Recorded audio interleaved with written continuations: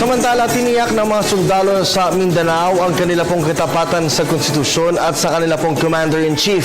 Ayon po sa kanila, nananatili po ang kanilang suporta sa mga programa ng Administrasyong Aquino, kabilang na ang pagsusulong ng peace process sa bansa.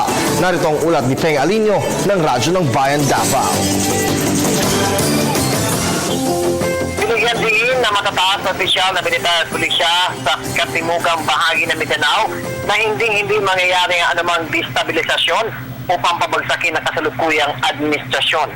Ito ang tuwiran sinabi ng tatlong general, kabilang si Major General Eduardo Año, Commanding General ng 10th Infantry Division, Police Regional Office of PRO 11, Regional Director Police Chief Superintendent Wendy Rosario, at retired General Francisco Villaroman, ang hepe ng Davao City Public Safety and Security Command Center o PSSCC, sa naganap na press conference Merkules na umaga sa Task Force Davao. Ayon kay Villaroman na wala umanong naniniwala sa liderato ni dating kalihim ng Department of National Defense o DND Norberto Gonzales at itinuturing ni umano itong persona ng grata ng lungsod ng Davao at hindi niya ito naniniwala na may mga sakop na militar o pulisya ang nais magaklas.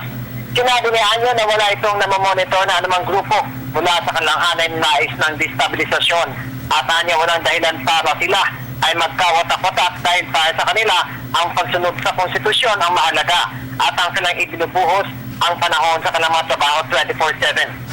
Malinis na raw itanong ng mga media kay Rosario ang ganitong issue. May kinalaman ng loyalty check sa kanyang sinasakupan at paulit-ulit naman anya itong isinasagot na ang pagpunta o pagdalo nito sa mga tanggapan ng pulisya sa Davao del Sur, del Norte, Occidental, Oriental at Compostela Valley Province at sa mga istasyon ng pulisya sa Davao City ay para masuri lamang ang kanilang ginagawa kung nagtatrabaho ba sila ng tama.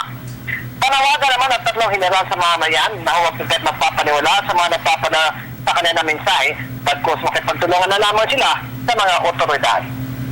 Para sa Telebisyon ng Bayan, Peng Alinio, Radyo ng Bayan, Davao.